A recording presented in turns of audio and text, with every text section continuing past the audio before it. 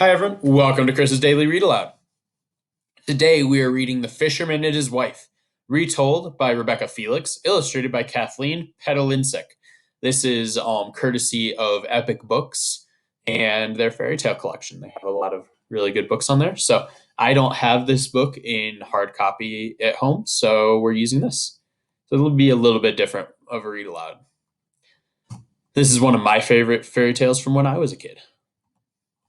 Long ago, near the sea, stood a tiny shack. A fisherman and his wife lived in this shack.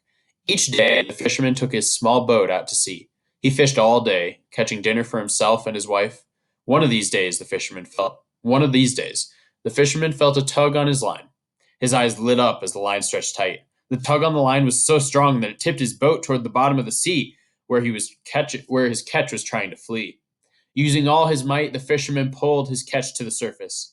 Up splashed a mighty fish, who looked the fisherman right in the eye. "Please," spoke the fish, making the fisherman jump in shock. "Please let me go, kind fisherman," continued the fish, "for I am no fish at all, but an enchanted prince under a spell." The fisherman had no plans to eat a prince. "Of course, kind prince," he said, and he released the hook and line. "Please swim free." The fish barely made a ripple as he dove back into the calm, clear water. Too shocked by these events to continue fishing, the fisherman turned his boat toward shore. He hurried back to his shack, excited to tell his wife about the fish. But his wife was less than thrilled. "A what? And you what?" she yelled. "You caught an enchanted prince and you let him go without asking for anything?" "But what could he give? And for what would I ask?" the fisherman questioned. "Enchanted princes grant wishes, you silly man," shouted his wife. "And he owes us one for releasing him. Go back at once. Wish us out of this shack and into a cozy home." The only thing the fisherman wished for was to avoid returning to the sea with such a demand, but his wife would not stop nagging him till he agreed. Upon returning to the sea, the fisherman boarded his boat. He saw the water had turned a greenish yellow. He called over its surface, "Enchanted fish of the sea, I once caught and released thee, but now I'm made by my wife to ask a wish improving life." The fish appeared and asked, "What is it she wishes?" The fisherman quietly said she wished for a cozy home. "It is done," said the fish. "She is in the home now." The fish dove beneath the sea before the fisherman could thank him. The fisherman returned home to his home, but his home as he knew it was gone. A beautiful house with a stocked garden was tucked inside a tidy fence. His wife opened the gate and hurried him in. "Now this is a fine home," said the fisherman in wonder. "I think it will do," said the wife, and it did for a few weeks. But the wife grew tired of the home. She grew used to its walls, stocked garden. "Husband," she said one day, "this house just will not do. Go to the fish and ask that it might be bigger and better."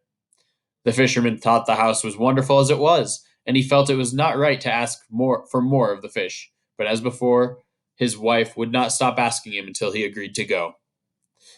The fisherman approached the sea. He looked across the water. It had turned brown as though mud swirled beneath the waves. The fisherman repeated his rhyming call over the water. Feeling ashamed, he delivered his wife's request when the fish came to the surface. "Go to your home," said the fish. "You will find it is a castle. Your wife is there now." The fisherman returned, and it was true. His home had grown into a mighty castle. It was 3 stories high and made of the finest stone. From the highest window, his wife called out to him to welcome him home. "And a royal home it is," said the fisherman. "It will do," replied his wife. Upon waking the next morning, the wife looked out from the highest window. She looked across the miles of rolling hills, the forests, and the farms. Suddenly, a castle was not enough. She wanted the land as well. She wanted not just to own it, but to rule over it.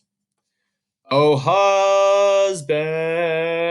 Her voice echoed through the castle. He rushed to her side. "Go see the fish and have him make us king and queen," she demanded. This made the fisherman sad. Was the castle not enough? "It was not," she said. The fisherman did not want to be a king, but his wife did not care. She would be a queen. She argued with her husband until he agreed to return to the sea. On shore, the fisherman summoned the fish and repeated his wife's latest wish. "Okay, go home," shouted the fish over churning waves. "She is a queen!" Being queen was fine enough. Until that night, the fisherman's wife bothered him until he agreed to return and ask the fish for more. This time, the wife wished to be an empress. The fish granted this wish from frothy, foaming waves that were a dark and stormy gray. The husband returned home to find his wife in a gleaming gold chair. She was wrapped in silk with servants at her feet. The fisherman had not been home for more than 1 hour when his wife came to him. She now wished to be Pope. The fisherman would not put up a fight, could not put up a fight. For as empress, his wife ruled him along with the empire's people. The fisherman knew the fish was growing unhappy. He knew they should not ask for more. He trudged to the sea. He shouted his lines to call the fish. His words were nearly lost in the winds that whipped the waves into tornadoes a mile high. The fish surfaced between them and granted the wife's wish. "She's Pope!" the fish screamed before disappearing into the sea storm. The fisherman ran from the angry sea, but he was stopped at the door of the royal home that he shared with his wife, the Pope. "Turn back," she told her husband. "Pope is not good enough. I want to be as mighty as God." The fisherman's eyes grew wide. He was more shocked by her newest wish than he was by the latest state of the sea.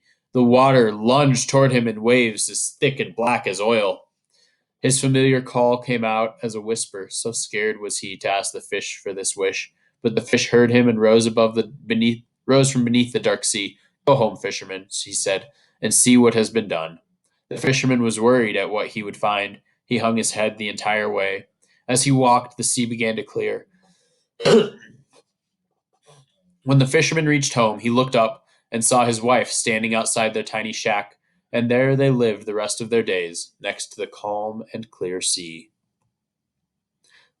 The end. So this story of the fisherman and his wife dates back many years. In 1812, Jacob and Wilhelm Grimm of Germany, better known as the Brothers Grimm, published a version of the tale. The Brothers Grimm traveled the world collecting tales, and many of them have been told again and again, including the fisherman and his wife. What do you think the fisherman and his wife learned from this tale, or should have learned from this tale? What could they have learned? Okay, think about that. I hope everyone has a good day. Have fun, stay safe, wash your hands. Bye, everyone.